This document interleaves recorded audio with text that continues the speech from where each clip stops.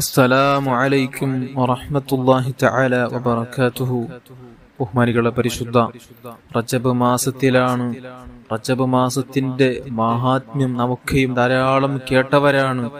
അത്ഭുത ദിനങ്ങളാണ്, മാസമാണ് പരിശുദ്ധ റജബ് മാസം. അള്ളാഹുവിന്റെ മാസമാണ്. റജബ് എന്നുള്ളത് റജബുൻ ഷഹറുല്ലാ, അള്ളാഹുവിന്റെ മാസമാണ് റജബ് മാസം എന്നുള്ളത്.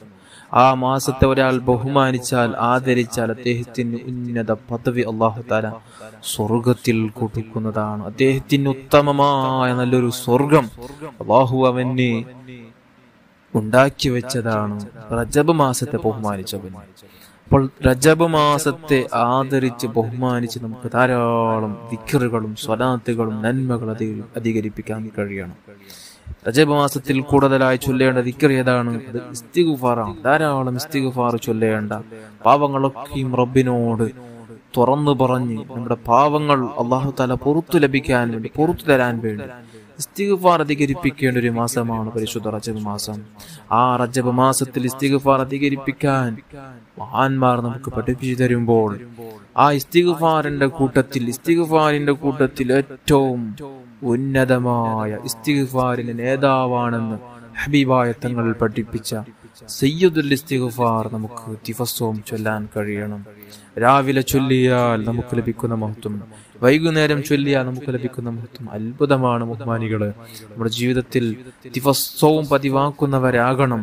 ഹബീബായ തങ്ങൾ പറയുന്നു, വമൻ ഖാലഹ മിനൻ നഹാരി മൂക്കിനം ബിഹാ ഫമാത മിൻ യൗമിഹി ഖബല അൻ യുംസി വ മിൻ അഹ്ലിൽ ജന്ന. അല്ലാഹു ഞങ്ങളെ അക്കൂട്ടത്തിൽ ചേർക്കട്ടെ. എന്താണ് പറഞ്ഞത്? ഒരാൾ നല്ല വിശ്വാസത്തോടുകൂടെ, യക്കീനോടുകൂടെ പ്രഭാത സമയത്ത് സുബഹി നിസ്കാരത്തിന് ശേഷം ഈ ഒരു ദിക്ർ സയ്യിദുൽ ഇസ്തിഗ്ഫാർ ചൊല്ലിയാൽ ഫമാത മിൻ യൗമിഹി, ആ ദിവസം അദ്ദേഹം മരിക്കുന്നു. അന്ന് വൈകുന്നേരം മഗ്രിബ് വാങ്ങിന് മുമ്പ് അദ്ദേഹം മരിക്കുകയാണെങ്കിൽ അദ്ദേഹം സ്വർഗത്തിലാണ്. ഹബീബായ തങ്ങളാണ് പറഞ്ഞത്, അദ്ദേഹം സ്വർഗത്തിലാണ്. വമൻ ഖാലഹ മിനൽ ലൈലി വഹുവ മൂക്കിനും ബിഹാ ഫമാത ഖബല അൻ യുസ്ബിഹ ഫഹുവ മിൻ അഹ്ലിൽ ജന്ന. ഒരാൾ വൈകുന്നേരം, അതായത് മഗ്രിബ് വാങ്ങിന് ശേഷം ഒരാൾ ഈ ഒരു ഇസ്തിഗ്ഫാറിനെ ചൊല്ലുന്നു, ഒരു തവണ ചൊല്ലുന്നു, എന്നാൽ അന്ന് പിറ്റേ ദിവസം പ്രഭാതമാകുന്നതിന് മുമ്പായി ഇദ്ദേഹം ആ സുബഹി നിസ്കാരത്തിന് മുമ്പായി, സുബഹി വാങ്ങിന് മുമ്പായി അദ്ദേഹം മരിക്കുകയാണെങ്കിൽ അദ്ദേഹം സ്വർഗത്തിലാണെന്ന് ഹബീബായ തങ്ങൾ പഠിപ്പിച്ചു തരാം. അപ്പോൾ ഏതാണ് സയ്യിദുൽ ഇസ്തിഗ്ഫാർ? നമുക്കൊക്കെയും അറിയാം. അതൊന്ന് ഓർമ്മയിൽ നമ്മുടെ ജീവിതത്തിൽ പകർത്താൻ വേണ്ടി, പരിശുദ്ധ റജബിൽ പ്രത്യേകമായി പകർത്താൻ വേണ്ടിയാണ് സൂചിപ്പിക്കുന്നത്. അല്ലാഹുമ്മ അൻത റബ്ബി ലാ ഇലാഹ ഇല്ലാ അൻത ഖലഖ്തനി വ അന അബ്ദുക വ അന അലാ أهدك ووعدك ما استطعت أعوذ بك من شر ما صنعت أبوه لك بنعمتك علي وأبوه لك بذنبي فاغفر لي فإنه لا يغفر الذنوب إلا أنت. ഈ ഇസ്തിഗ്ഫാറാണ് സയ്യിദുൽ ഇസ്തിഗ്ഫാർ. എല്ലാവരും ജീവിതത്തിൽ പതിവാക്കണം.